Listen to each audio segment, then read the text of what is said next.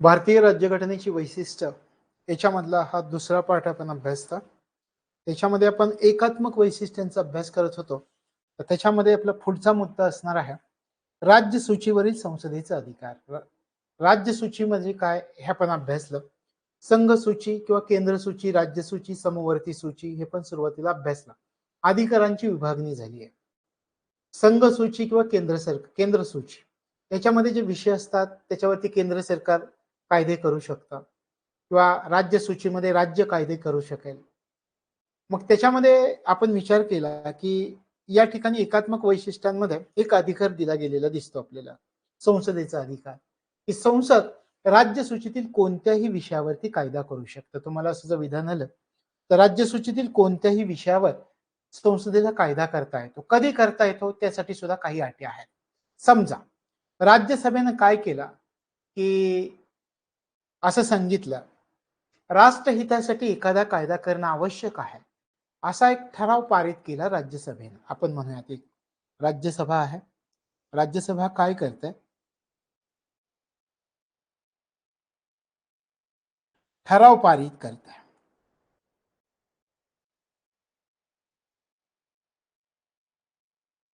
कशा संबंधी ठराव पारित करते राज्यसभा? या संबंधी करते की एखादा कायदा राष्ट्रहितासाठी करणं, राष्ट्रहितासाठी करणे आवश्यक आहे असा ठराव जर राज्यसभेनं पारित केला आहे, असा ठराव जर राज्यसभेनं पारित केला तर घटना दुरुस्ती न करता सुद्धा संसद या ठिकाणी राज्यसभेच्या एखाद्या विषयावरती कायदा करू शकते. म्हणजे पहिली गोष्ट, संसद राज्यसभेच्या एखाद्या विषयावरती कायदा करू शकते का? कायदा करू शकते. कोणत्या विषयावर कायदा करू शकते? कोणत्याही विषयावरती कायदा करू शकते. कोणकोणत्या परिस्थितीत कायदा करू शकते? समजा राज्यसभेनं ठराव पारित केलाय की एखादा कायदा करणं राष्ट्रहितासाठी आवश्यक आहे, तो ठराव पारित केला तर घटना दुरुस्ती न करता सुद्धा या ठिकाणी या राज्य सूचीवरती संसदेला कायदा करण्याचा अधिकार प्राप्त होतो. किंवा पहा, महाराष्ट्र आणि मध्य प्रदेश अशी दोन राज्य आहेत. दोन राज्य आहेत आपण म्हणूयात. या दोन राज्यांनी काय केलं, एकत्र आली. ही दोन राज्य एकत्र आली आणि विचार केला आपण काय करूयात, तुम्ही एमपीएससी ची परीक्षा घेता आणि आम्ही एमपीपीएससी ची परीक्षा घेतो, असं दोघांनी. मग त्या दोघांनी विचार केला आपण काय करू, दोन्ही लोकसेवा आयोग जे आहेत ते एकत्र करूयात. म्हणजे दोन राज्य एकत्र आहेत. दोन किंवा अधिक राज्य जर एकत्रितपणे आले आणि त्यांनी जर सांगितलं की राज्य सूचीतील विषयावरती कायदा करा असं जर सुचवलं तर या ठिकाणी त्याविषयी संसदेला कायदा करता येतो. हे संघराज्याचं वैशिष्ट्य आहे. लक्षात आलं?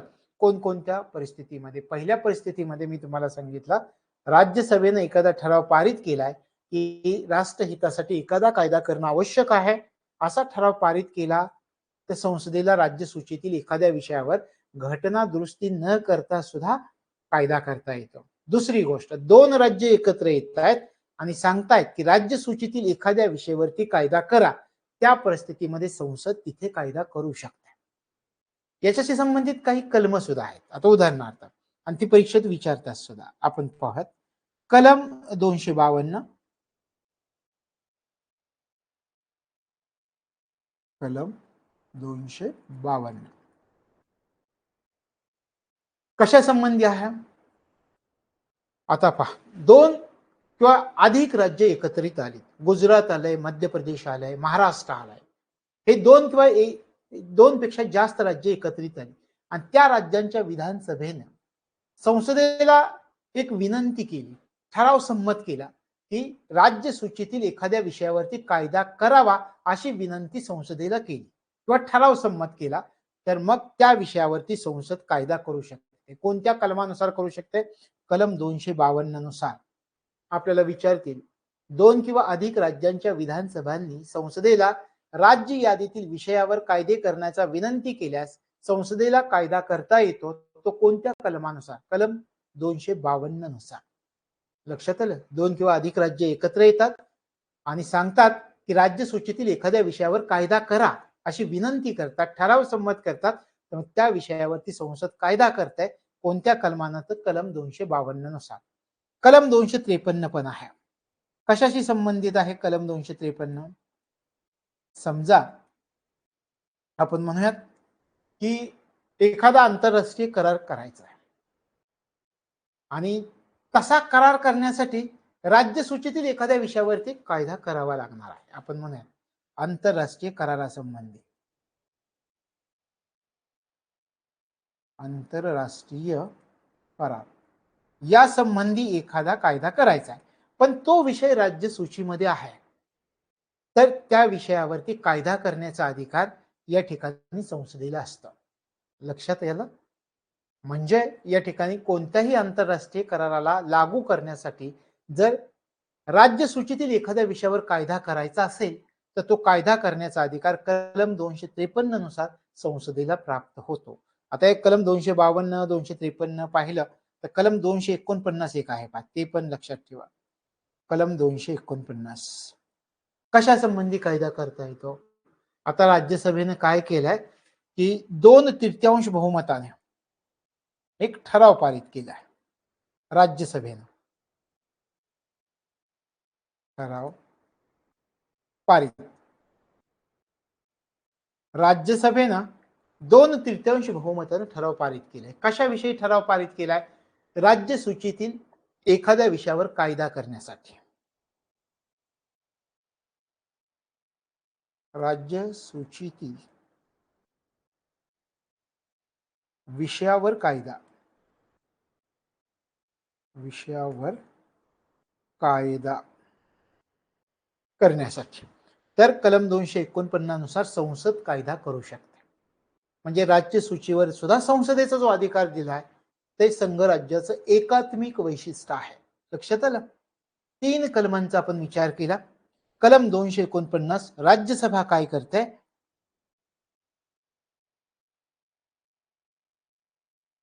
राज्यसभा कलम 200 आपण म्हटल्याप्रमाणे कलम 249 नुसार 2/3 बहुमताने ठराव पारित करते की राज्य सूचीतील एखाद्या विषयावर कायदा करण्यासाठी.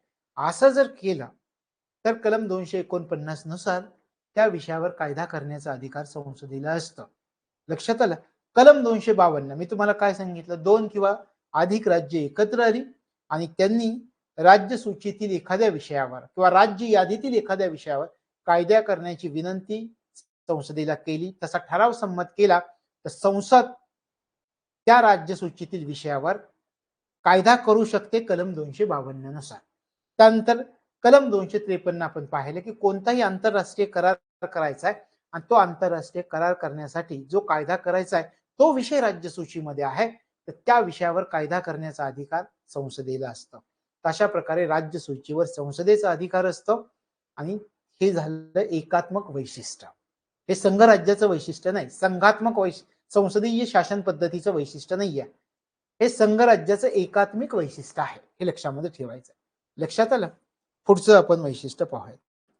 राज्यपालाची नेमणूक. राज्यपालाच्या नेमणुकीचा जर विचार केला तर आपल्याला माहिती आहे राष्ट्रीय स्तरावर राष्ट्रपती नामधारी प्रमुख आणि राज्य स्तरावरती राज्यपाल नामधारी प्रमुख यांच्या नावाने कारभार चालतो. नुसते नामधारी आहेत. प्रत्यक्षात कार्यकारी राष्ट्रीय पातळीवर पंतप्रधान, राज्य पातळीवरती मुख्यमंत्री. पण राज्यपाल यांचा जर आपण विचार केला तर या ठिकाणी लक्षात ठेवायचं राज्यपालांच्या माध्यमातून केंद्र सरकार काय करतात? राज्यांवर नियंत्रण ठेवतात. याच्या माध्यमातून केंद्र सरकार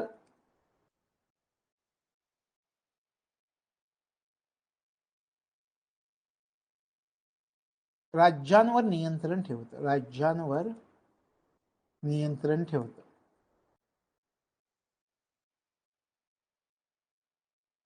आणि या राज्यपालांची नेमणूक करण्याचे अधिकार कोणाला असतात? राष्ट्रपतींना. राष्ट्रपतींची मर्जी असेपर्यंतच ते पदावरती राहू शकतात आणि त्यांना नेमण्याचे अधिकार सुद्धा राष्ट्रपती नसतात. तर अशा प्रकारे केंद्र सरकार या राज्यपालांच्या माध्यमातून राज्यांवरती नियंत्रण ठेवत असतं आणि ही पद्धत भारतानं कोणाकडून स्वीकारली आहे याचा जर विचार केला तर कॅनडाकडून कडून ही पद्धत स्वीकारलेली दिसते. आणि राज्यपालांची जी नेमणूक केली जाते राज्यांमध्ये आणि राज्यपालांमार्फत केंद्र सरकार राज्यांवरती जे नियंत्रण ठेवतं हे संघराज्याचं एकात्मिक वैशिष्ट्य आहे, हे लक्षामध्ये ठेवायचं आहे. त्याच्यानंतर पुढचं वैशिष्ट्य आपण पाहत, एकात्मिक निवडणूक यंत्रणा. आता या ठिकाणी पहा, एकात्मिक निवडणूक यंत्रणा. अमेरिकेचा जर विचार केला तर त्या ठिकाणी संघ स्तरावरती वेगळा निवडणूक आयोग, राज्य स्तरांवरची निवडणूक आयोगाची वेगळी तरतूद असते, वेगवेगळी तरतूद दोन्हीकडे. पण भारताचा विचार करा, भारताचा जर तुम्ही विचार केला तर केंद्रीय कायदेमंडळ आणि राज्य विधिमंडळ दोन्हींसाठी निवडणुका हे आपल्या देशामध्ये एकच निवडणूक आयोग घेतो. म्हणजे आपल्याला या ठिकाणी निवडणूक आयोग हा कोणासाठी आहे? राज्यांसाठी पण आहे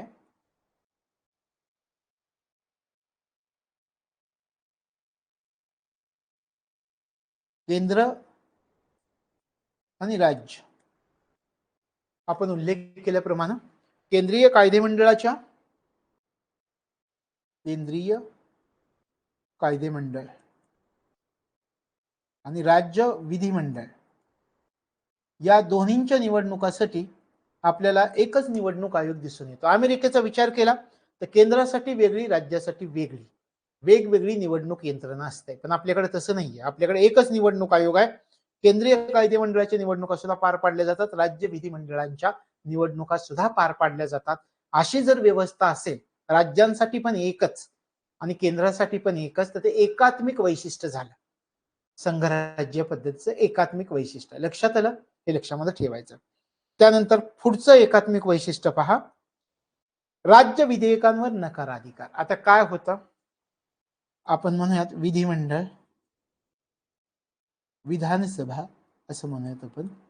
विधानसभेनं एखादं विधेयक पारित केलं,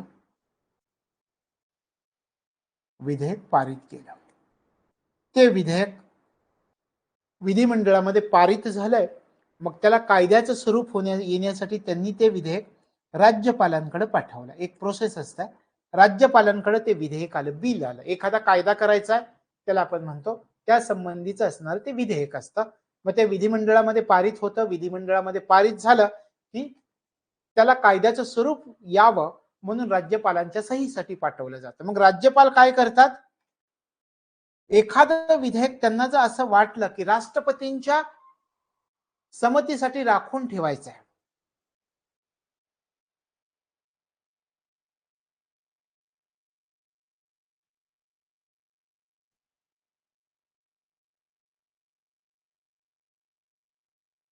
राष्ट्रपतींच्या संमतीसाठी राखून ठेवणे, तर ते विधेयक ते राष्ट्रपतींच्या संमतीसाठी राखून ठेवू शकतात.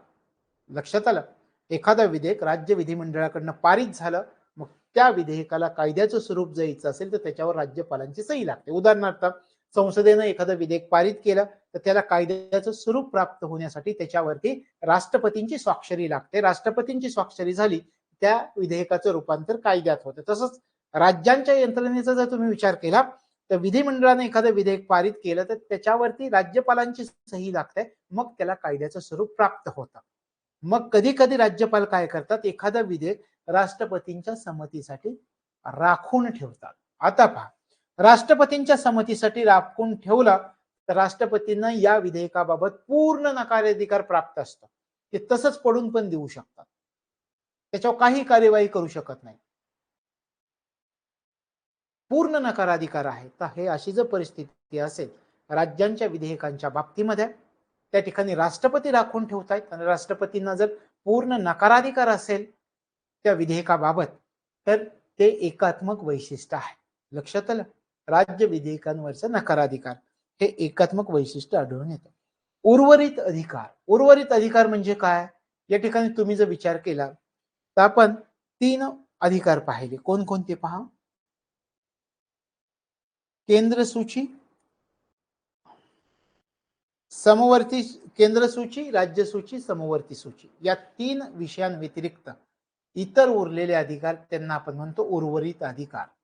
आता संघ राज्याचा विचार केला तर उर्वरित अधिकार राज्यांकडे असतात. अमेरिकेचा तुम्ही विचार करा, अमेरिकेमध्ये उर्वरित अधिकार कोणाकडे असतात? त्याला शेषाधिकार असंही म्हणतात, अवशिष्ट अधिकार असंही म्हणतात. लक्षात आलं? केंद्र सूची हे पाहिलं आपण, राज्य सूची, समवर्ती सूची.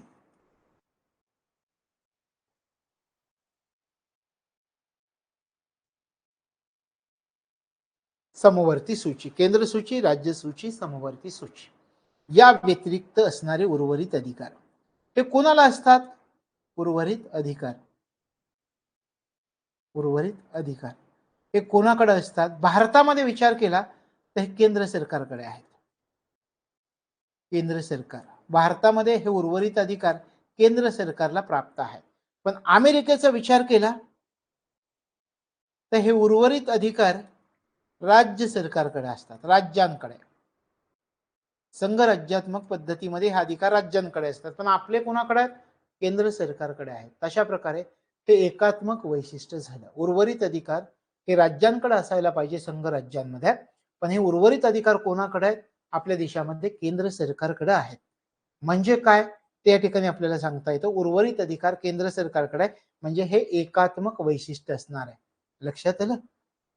तशा प्रकारे हे लक्षात ठेवायचं. मग भारतीय संघराज्यामध्ये जर आपण विचार केला तर आपल्या देशात संघ राज्याची ताकद जास्त आणि राज्याची ताकद कमकुवत असलेली आपल्याला दिसून येते. ज्या ठिकाणी संघ राज्याची ताकद जास्त, राज्यांची ताकद कमकुवत असेल तिथं एकात्मक वैशिष्ट्य आहे. आता उदाहरणार्थ पहा, भारत अमेरिका असा आपण विचार करूया. आणखी तुम्हाला थोडासा मुद्दा सांगतो मी. भारत अमेरिका या ठिकाणी आपल्या देशात युनियन हा शब्द वापरला. राज्यघटनेमध्ये संघ हा जो शब्द आहे त्या शब्दासाठी युनियन असं म्हटलं गेलेलं आहे. या ठिकाणी फेडरल असं म्हटलं गेलेलं आहे. फेडरल, युनियन आणि फेडरल का म्हटलंय? युनियन मध्ये संघ मजबूत असतो म्हणजे केंद्र सरकार, आणि राज्य दुर्बल असतात. फेडरल मध्ये काय? राज्य मजबूत असतात, उलट राज्य मजबूत, संघ राज्याच्या तुलनेत संघाला कमी अधिकार असतात. लक्षात येतं? संघ कमकुवत असतो या ठिकाणी. आता तुमच्यात स्पष्ट होईल काही संकल्पना, युनियन आणि फेडरल याच्यामध्ये काय फरक असतो. लक्षात आलं? तशा प्रकारे उर्वरित अधिकार आपल्याकडे कोणाला आहेत? तर केंद्र सरकारला आहेत, अमेरिकेत राज्यांना आहेत. तर हा आहे युनियन आणि फेडरल मधला फरक. असे जर अधिकार असतील तर त्याला आपल्या देशामध्ये केंद्राकडे हे अधिकार आहेत, एकात्मक असं म्हणतात. शिवाय आणखी एक गोष्ट, क्वासी फेडरेशन असं म्हटलं जातं भारताला. हे पण लक्षात ठेवा या ठिकाणी. क्वासी फेडरेशन असं म्हटलं जातं भारताला. क्वासी फेडरेशन असं म्हणतात. म्हणजे काय? क्वासी फेडरेशन म्हणजे काय? ज्याच्यामध्ये राज्याची वैशिष्ट्य आहेत आणि संघाची वैशिष्ट्य सुद्धा आहेत.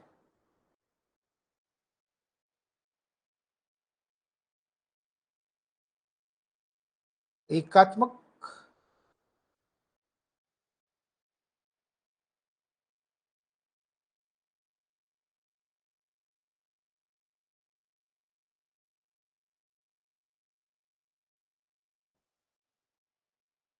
संघात्मक अशी दोन्ही वैशिष्ट्ये आढळून येतात. याचा अर्थ क्वासी म्हणजे आभासी असा अर्थ होतो. म्हणजे दिसतो पण वास्तवात नाही. आपण संघराज्य आहोत असं दिसतोय पण वास्तवात नाही, याला म्हणायचं क्वासी फेडरेशन. तशा प्रकारे कधी तुम्हाला विचारलं की क्वासी फेडरेशन असं म्हणतात का, तर मग या ठिकाणी आपल्याला सांगायचं दोन्ही वैशिष्ट्य आहेत, एकात्मक संघात्मक. आपलं दिसतंय संघराज्य पण वास्तवात नाही, एकात्मक वैशिष्ट्य पण आहेत त्याच्यामध्ये. तशा प्रकारे एकात्मक वैशिष्ट्य आपल्याला आढळून येतात. लक्षात आलं? युनियन, फेडरेशन याचा पण आपण फेडरल याचा पण अर्थ आपण समजावून घेतला. अशा प्रकारे या ठिकाणी या सगळ्या एकात्मक वैशिष्ट्यांचा आपण विचार केला. 15 एकात्मक वैशिष्ट्ये आपण सगळी अभ्यासली. एकदा थोडक्यात कोणकोणती 15 एकात्मक वैशिष्ट्ये आपण अभ्यासली त्याचा विचार करूयात. या ठिकाणी पहा. प्रभावी केंद्र शासन याचा अभ्यास आपण केला. त्यानंतर राज्य अविनाशी नाहीत हे आपण सांगितलं की राज्यांची रचना बदलू शकते, क्षेत्र बदलू शकतात, साध्या बहुमताने हे करता येऊ शकतात. म्हणजे राज्य विनाशी आहेत, अविनाशी नाहीत हे लक्षामध्ये ठेवायचं. एकच राज्य घटना आढळून आली आपल्याला. अमेरिकेमध्ये राज्याची घटना वेगळी, देशाची घटना वेगळी. आपल्याकडे मात्र केंद्र आणि राज्य दोघांसाठी एकच राज्य घटना आहे. घटनेची लवचिकता इतर संघराज्याच्या तुलनेत आपल्या देशामध्ये घटनेमध्ये लवचिकता आढळून येते. कमी कडक आहे आपली इतर संघराज्यांच्या तुलनेत. हे एकात्मक वैशिष्ट्य. प्रतिनिधित्वात समानता नाही. आपण राज्यसभेच्या बाबतीत पाहिलं की राज्यसभेमध्ये अमेरिकेमध्ये जर विचार केला तर 50 राज्य आहेत.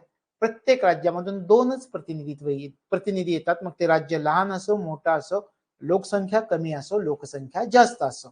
म्हणजे त्या ठिकाणी प्रतिनिधित्वात समानता आहे. पण आपल्या देशात जर पाहिलं तर 1 ते 31च्या दरम्यान साधारणपणे उत्तर प्रदेशातून 31, महाराष्ट्रातून 19 आणि बाकीच्या राज्यातून कमी जास्त. म्हणजे हे जे प्रतिनिधित्वात समानता नाही हे एकात्मक वैशिष्ट्य आहे.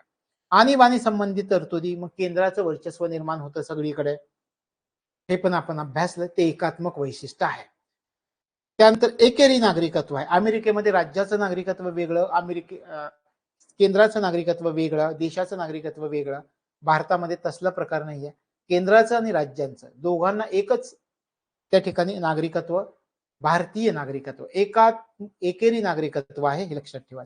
एकात्मिक न्याय व्यवस्था. अमेरिकेमध्ये विचार केला तर राज्याची न्याय व्यवस्था, राज्याचे कायदे राज्याची न्याय व्यवस्था पाहते, केंद्राचे कायदे संघराज्यीय न्याय व्यवस्था पाहते. पण भारतामध्ये तसं आहे का? भारतामध्ये तसं नाही. केंद्र आणि राज्य दोघांची त्या ठिकाणी कायदे जे आहेत ते तपासून पाहिले जातात सर्वोच्च आणि उच्च न्यायालयाकडून. म्हणजे एकेरी न्याय व्यवस्था, एकात्मिक न्याय व्यवस्था आपल्या देशामध्ये आहे. अखिल भारतीय सेवा. राज्यांच्या स्वतःच्या तर लोकसेवा आहेतच, पण अखिल भारतीय लोकसेवा, IAS, IPS, IFS या सेवा आहेत. त्याच्यावर नियंत्रण कोणाचं? केंद्राचं आहे. एकात्मिक लेखापरीक्षण. आता एकात्मिक लेखापरीक्षणचा जर विचार केला तर आपण त्याला म्हटलं होतं कॅग. तर कॅगचा महालेखा परीक्षक असं पण त्याला म्हटलेलं होतं. मग त्याच्यामध्ये आपण विचार केला होता की ते राज्यांचं सुद्धा लेखे तपासता येतात त्यांना, त्यासाठी राज्यांचा सल्ला घेण्याची गरज नसते.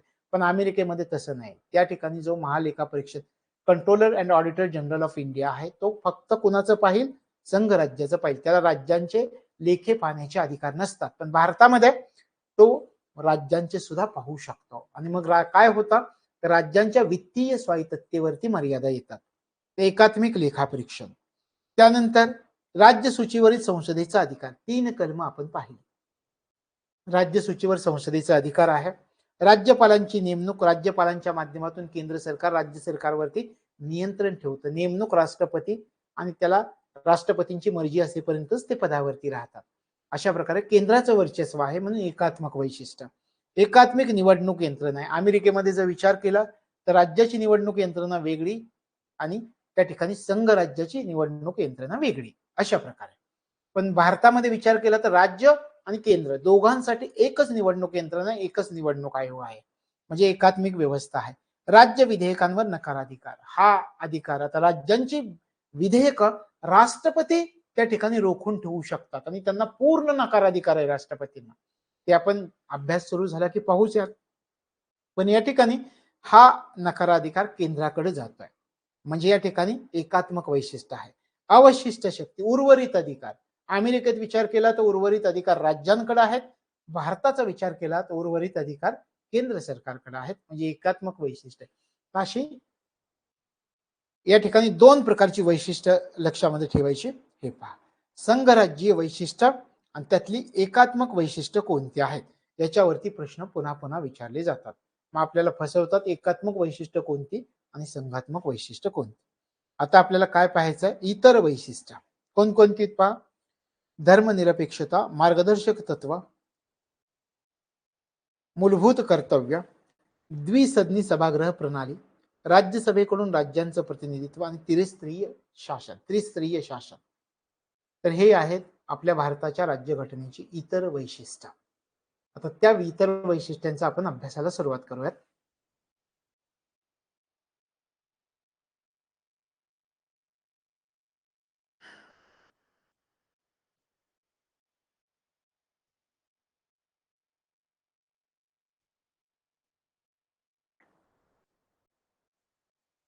इतर वैशिष्ट्य, धर्मनिरपेक्षता. सांगता येते धर्मनिरपेक्षतेचा भारत धर्मनिरपेक्ष राज्य आहे असं आपण म्हणतो. धर्मनिरपेक्ष राज्य म्हणजे काय, स्वतःला कोणताही राज्य धर्म नाही म्हणजे धर्मनिरपेक्ष. स्वतःला कोणताही, आपण असं घोषित केलंय का हिंदू राष्ट्र आहे, नाही. म्हणजे राज्याला स्वतःला कोणताही राज्य धर्म नाही, त्याला म्हणायचं धर्मनिरपेक्ष. धर्म ही व्यक्तीची खाजगी बाब असेल. भारत काय करतो, सर्व पंथांचा सर्व धर्मांचा समान आदर आपण करतो. सगळ्या धर्मांना आपण आपला मानतो. एकमेव धर्म आपला असा, आपलं राष्ट्र असं आहे सगळ्या धर्मांना सामावून घेणार, सर्व पंथांचा सर्व धर्मांचा आधार करतो. धर्मनिरपेक्षता या शब्दाचा समावेश भारतीय राज्यघटनेमध्ये कोणत्या घटना दुरुस्तीनुसार करण्यात आला. 42वी घटना दुरुस्ती 1976. 42वी घटना दुरुस्ती 1976 भारताला धर्मनिरपेक्ष राज्य म्हणून घोषित केलं गेलं. धर्मनिरपेक्ष या शब्दाचा समावेश करण्यात आलेला होता. लक्षात आलं. म्हणजे धर्मनिरपेक्षता म्हणजे काय, आपलं राज्य कोणत्याही धर्माला आपलं मानत नाही, आपलं धार्मिक बाबींपासून स्वतःला वेगळं ठेवलंय, स्वतंत्र ठेवले. प्रत्येक व्यक्तीची ती स्वतंत्र वैयक्तिक खाजगी बाब मानली गेलेली आहे. आपलं राज्य धर्माच्या आधारावर कोणाशीही भेदभाव करत नाहीये. म्हणजे काय, धर्म ही व्यक्तीची पूर्णपणे वैयक्तिक बाब आहे. कोणी धर्माला मानतं, कोणी मानतच नाही. अशा प्रकारचे लोक, सगळ्यांचा समान आदर आपण करतो. म्हणजे या ठिकाणी धर्मनिरपेक्षतेचं आपण सकारात्मक स्वरूप ठेवलंय. आपण धर्मनिरपेक्षतेच्या कोणत्या स्वरूपाचा त्या ठिकाणी स्वीकार केलेला आहे, सकारात्मक स्वरूपाचा. सर्व धर्म सर्व पंथ आमच्यासाठी समान आहेत म्हणजे सकारात्मक स्वरूप. पाकिस्तानमध्ये हिंदूंची संख्या कमी कमी कमी कमी होत चालली आहे, तिथे नकारात्मक स्वरूप आहे, आपण सकारात्मक ठेवलंय. हे सकारात्मक स्वरूपाचा स्वीकार आपण केलेला दिसतो, हे लक्षामध्ये ठेवायचं. म्हणजे आपल्या देशामध्ये धर्मनिरपेक्षता आहे हे आपल्याला सांगता येईल. आणि राज्यघटनेमधील काही कलम अशी आहेत की विविध प्रकारचं धार्मिक स्वातंत्र्य प्रदान केलंय आपल्या राज्यघटनेमध्ये. कोणती कलम, कलम 25 ते 28 ही कलम. कलम 25 ते 28 भारतीय नागरिकांना विविध प्रकारचं धार्मिक स्वातंत्र्य या कलमांनुसार देण्यात आलेलं आहे. कलम 25 ते 28 लक्षात आलं. हे आहे धर्मनिरपेक्षता, हे भारतीय राज्यघटनेचं वैशिष्ट्यपण आहे. त्याच्यानंतर मूलभूत हक्क. मूलभूत हक्क का देतात एखाद्या व्यक्तीला, एखाद्या व्यक्तीला मूलभूत हक्क, तुम्हाला मूलभूत हक्क का दिले जातात. प्रत्येक व्यक्तीला चांगलं जीवन जगता आलं पाहिजे. मग आपण ही मूलभूत हक्क व्यक्तींना दिलेले त्या संबंधीचे वेगवेगळे कलम पहा. समानतेचा अधिकार कलम 14 ते 18 नुसार दिलाय. त्यानंतर स्वातंत्र्याचा अधिकार कलम 19 ते 22, शोषणाविरुद्धचा हक्क कलम 23 ते 24, धार्मिक स्वातंत्र्याचा अधिकार कलम 25 ते 28, सांस्कृतिक आणि शैक्षणिक हक्क कलम 29 ते 30 आणि संवैधानिक उपायांचा अधिकार कलम 32. अशा प्रकारे 6 मूलभूत हक्कांचा आपल्याला अभ्यास करावा लागतो आणि यासाठी सेपरेट आपल्याला प्रकरण येतं. म्हणजे या ठिकाणी आपल्या समाजातील व्यक्तींना चांगले जीवन जगता आलं पाहिजे म्हणून काही विशिष्ट हक्क हे मूलभूत हक्कांच्या स्वरूपामध्ये आपल्याला दिलेले दिसतात. लक्षामध्ये आलं? तर हे लक्षामध्ये ठेवायचं आहे. मग आपण ही कलम पाहतो. कलम 14 ते 32च्या दरम्यान असा उल्लेख करतो. हे मूलभूत हक्क आपल्याला दिलेले दिसून येतात. आता मूलभूत हक्कांचा जर विचार केला तर न्याय मागता येतो. न्याय प्रविष्ट आहेत. या ठिकाणी आपल्याला म्हणता येईल न्याय प्रविष्ट आहेत. आपले मूलभूत हक्क जर हिरावून घेतले, त्यांचं उल्लंघन झालं, तर सर्वोच्च आणि उच्च न्यायालयांकडून ते आपल्याला पुन्हा प्राप्त करून घेता येतात. म्हणजे न्याय प्रविष्ट आहे. लक्षात आलं? मूलभूत हक्क मर्यादित आहेत का अमर्यादित आहेत? मर्यादित आहेत. मर्यादित आहेत.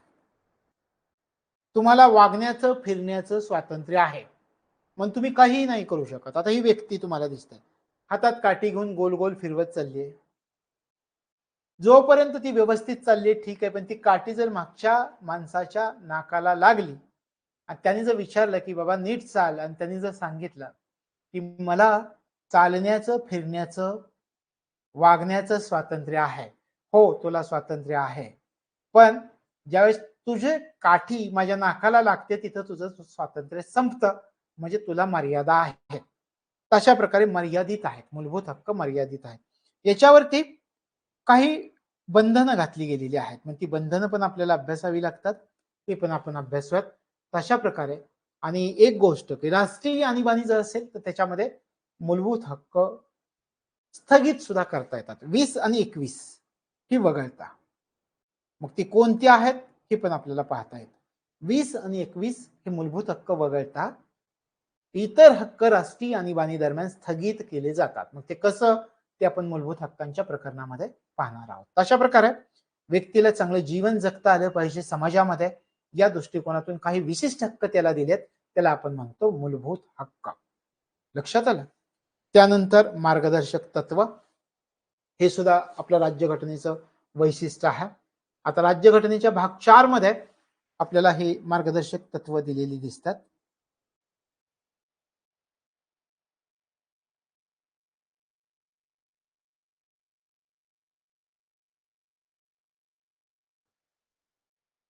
भाग 4 मध्ये मार्गदर्शक तत्व कोणत्या कलमांमध्ये?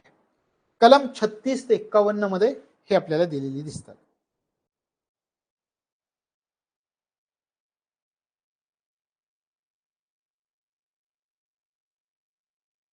कलम 36 ते 51 मध्ये आता पहा, आपण मूलभूत हक्क काय म्हटलं होता की न्याय प्रविष्ट आहेत. मूलभूत हक्क मार्गदर्शक तत्व न्याय प्रविष्ट आहेत का? तर न्याय प्रविष्ट नाहीत, ते लक्षामध्ये ठेवायचं. या ठिकाणी आपण म्हणूयात सुरुवातीला कोणत्या कलमांमध्ये? 36 ते 51 या कलमांमध्ये आपल्याला या ठिकाणी मार्गदर्शक तत्व दिलेली दिसतात. मार्गदर्शक तत्वांचा समावेश कोणत्या कलमामध्ये आहे? ती या कलमांमध्ये. आता पहा, आपण म्हटलं की मार्गदर्शक तत्व लागू करता येत नाहीत सक्तीनं, हे एक वैशिष्ट्य आहे.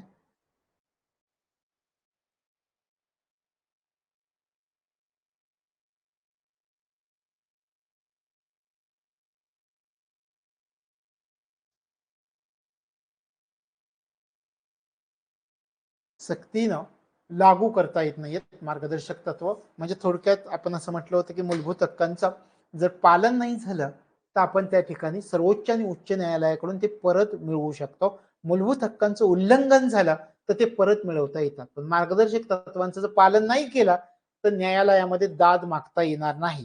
म्हणजे सक्तीने लागू करता येत नाहीत, हे लक्षामध्ये ठेवायचं. तरी सुद्धा मार्गदर्शक तत्वांना आपल्याला महत्व आहे, हे लक्षामध्ये ठेवायचं. कारण लोककल्याणकारी स्वरूप, राज्याचं लोककल्याणकारी स्वरूप कोणत्या तत्वांनी स्पष्ट केलं जातं? तर मार्गदर्शक तत्वांनी स्पष्ट केलं जातं. म्हणून मार्गदर्शक तत्व महत्वाचे आहे. याचाही अभ्यास आपल्याला पुढे करावा लागणार आहे, पण हे आपल्या राज्यघटनेचं वैशिष्ट्य आहे, हे लक्षामध्ये ठेवायचं आहे. आता या ठिकाणी पहा, मूलभूत कर्तव्य. मूलभूत कर्तव्यांचा जर आपण विचार केला तर किती मूलभूत कर्तव्य आहेत हे सुरुवातीला घ्या. 11 आहेत सध्या. 11 मूलभूत कर्तव्य आहेत. मग सुरुवातीला मूलभूत कर्तव्य राज्यघटनेमध्ये समाविष्ट होती का? तर नव्हती. सुरुवातीला नव्हती. नंतरच्या कालावधीमध्ये समाविष्ट करण्यात आली. कोणत्या समितीच्या शिफारशीनुसार मूलभूत कर्तव्ये समाविष्ट करण्यात आली? स्वर्णसिंह समिती.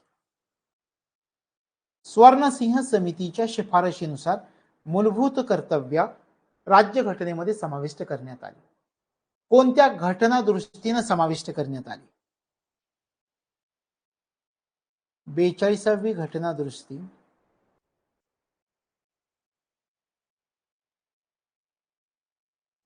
(1976) अन्वये समाविष्ट करण्यात आली मूलभूत कर्तव्य. आणि याच्यामध्ये भाग 4A मध्ये समाविष्ट करण्यात आलेली होती. भाग 4A मध्ये समाविष्ट करण्यात आलेली होती. हे लक्षामध्ये ठेवायचं आहे. आता मूलभूत कर्तव्य का? ज्यावेळी आपण मूलभूत हक्क यांचा उपभोग घेतो, व्यक्तीला चांगलं जीवन जगता आलं पाहिजे, काही विशिष्ट हक्क दिले. पण मूलभूत हक्कांचा ज्यावेळी आपण उपभोग घेत असतो त्यावेळी देशाप्रती, समाजाप्रती, इतर नागरिकांप्रती आपली काही कर्तव्य आहेत, याची जाणीव आपल्याला व्हावी या दृष्टिकोनातून ही मूलभूत कर्तव्य आपल्याला दिली गेलेली आहेत. लक्षात आलं? सुरुवातीला 10 मूलभूत कर्तव्य होती, त्याच्यानंतर आता 11वं मूलभूत कर्तव्य टाकण्यात आलेलं आहे.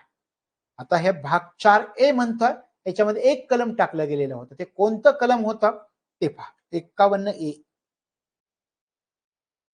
51A कलम टाकण्यात आलेलं होतं. सुरुवातीला आपण काय म्हणतोय? 10 मूलभूत कर्तव्य होती सुरुवातीला. त्यानंतर पुढे एक मूलभूत कर्तव्य वाढवण्यात आलं. 10 मूलभूत कर्तव्यांचा समावेश होता सुरुवातीला.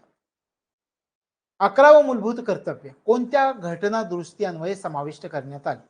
11वं जे आलं ते 86वी घटना दुरुस्ती 2002. 11वे मूलभूत कर्तव्य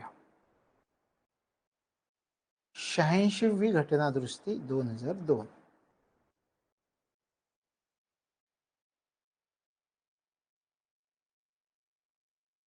घटना दुरुस्ती अधिनियम 2002. 11वं मूलभूत कर्तव्य समाविष्ट करण्यात आलं. आता आपण म्हटल्याप्रमाणे मार्गदर्शक तत्व न्याय प्रविष्ट नव्हती, मूलभूत कर्तव्य सुद्धा न्याय प्रविष्ट नाहीत.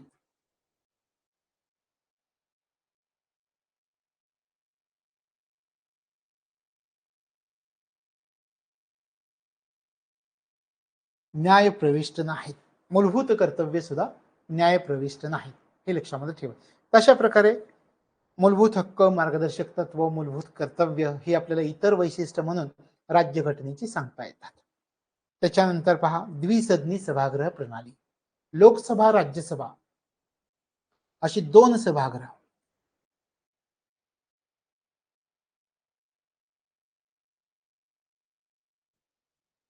दिसून येतात, म्हणजे द्विसदनी सभागृह प्रणाली.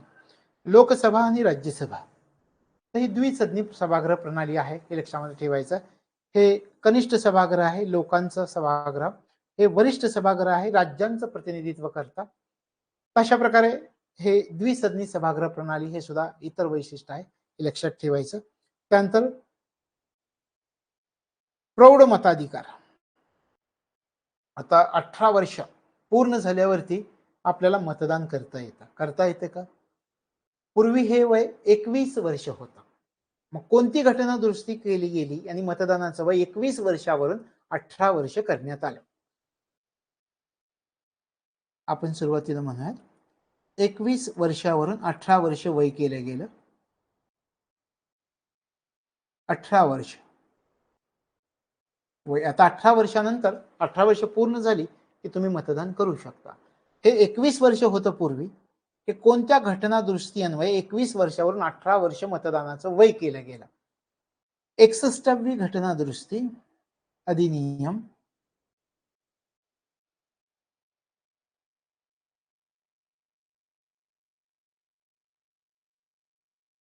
1989 मध्ये. लक्षात आलं?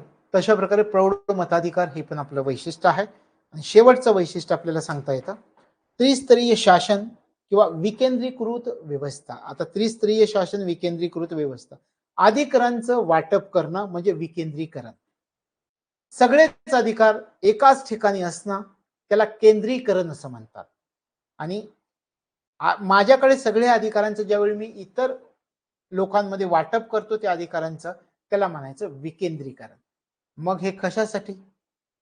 लोकशाही आपली जी पद्धत आहे ती बळकट व्हावी, लोकशाहीची पद्धत शेवटच्या स्तरापर्यंत पोहोचवता यावी, या उद्देशानं हे विकेंद्रीकृत व्यवस्था आपल्या देशामध्ये सुरू केलेली दिसते. मग त्यासाठी 73वी आणि 74वी घटना दुरुस्ती आपल्याला केलेली दिसते. 73वी आणि 74वी घटना दुरुस्ती. मग स्थानिक शासनाला वैधानिक दर्जा दिला. कारण का? त्या ठिकाणी जे लोक असतात त्यांना त्यांच्या गावांच्या समस्या माहीत असतात आणि त्याच्यावरचे उपाय सुद्धा त्यांना माहीत असतात. मग त्याच लोकांना जर अधिकार दिला, त्याच लोकांना जर आर्थिक पाठबळ दिला, तर ते स्वतःच्या गावामधील समस्या सोडवू शकतात. म्हणजे सरकारने काय केलं? स्वतःच्या अधिकारांचं खालच्या स्तरावरती वाटप केलं. त्याला म्हणायचं विकेंद्रीकृत व्यवस्था. लक्षात आलं? कोणत्या घटना दुरुस्तीनुसार? 73वी घटना दुरुस्ती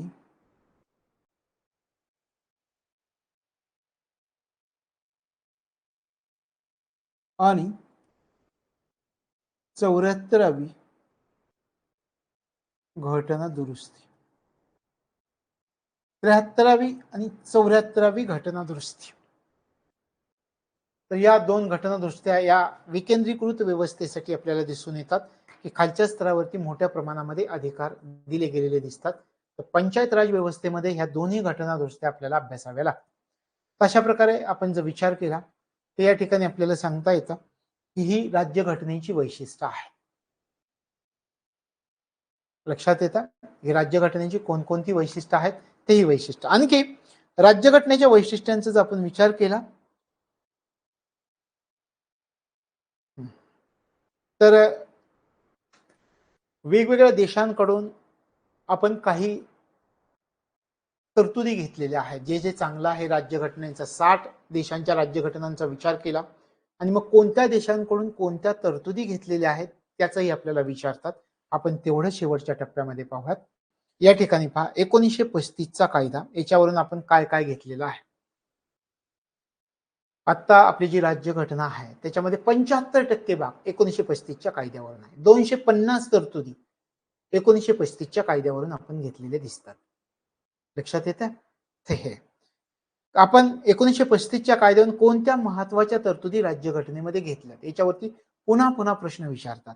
संघ राज्याची योजना, न्याय व्यवस्था, लोकसेवा आयोग, आणीबाणी, राज्यपाल पद, प्रशासकीय कामांचा तपशील, या गोष्टींचा जर आपण विचार केला तर या गोष्टी आपण कुठून घेतलेल्या आहेत? तर या गोष्टी 1935 च्या कायद्यावरून घेतलेल्या आपल्याला दिसून येतात. लक्षात येतं? तशा प्रकारे त्याच्यानंतर इंग्लंडकडून काय काय घेतलंय पहा. रिट्स, संसदीय शासन व्यवस्था, कॅबिनेट व्यवस्था, द्विगृही संसद, first past the post system. म्हणजे काय? एखादा उमेदवार जो बहुमताने निवडून येतो, आपल्याकडे समजा जर विचार केला तुमच्या तालुक्यामध्ये 3 उमेदवार उभे आहेत, त्या 3 उमेदवारापैकी ज्याला जास्त बहुमत मिळतं, उदाहरणार्थ तुम्ही जर विचार केला या ठिकाणी आपण एक उदाहरण पाहूयात.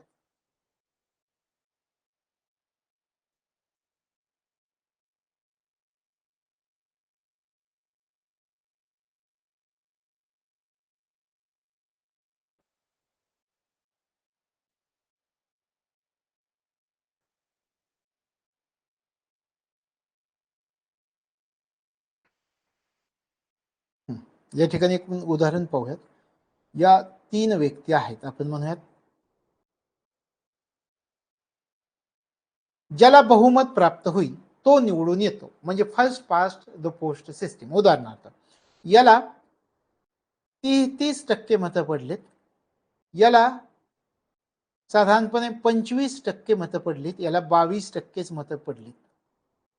पण या ठिकाणी जर तुम्ही पाहिलं या दोन व्यक्तींच्या मतांची बेरीज किती होते पहा, 25 आणि 52, 47% मतं या दोघांना आहेत. पण याला किती? 33%.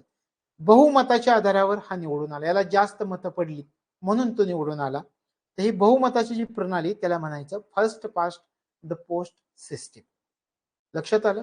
कायदा निर्मितीची पद्धत आहे, कायद्याचे राज्य आहे, एकेरी नागरिकत्व आणि संसदीय विशेषाधिकार. हे आपण कुठून घेतलं? इंग्लंडच्या राज्यघटनेवरून घेतलेलं आहे. लक्षात येते? तर हे लक्षामध्ये ठेवायचं आहे.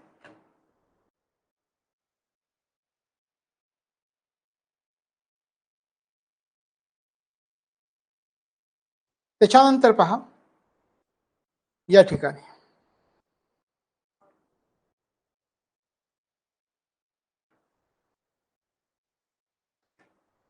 थोडंसं टेक्निकल प्रॉब्लेम होता. एकच आपण 2च मिनिटात सुरू करतोय. तुम्ही राहा, लाईव्ह राहा, आपण पाहूया.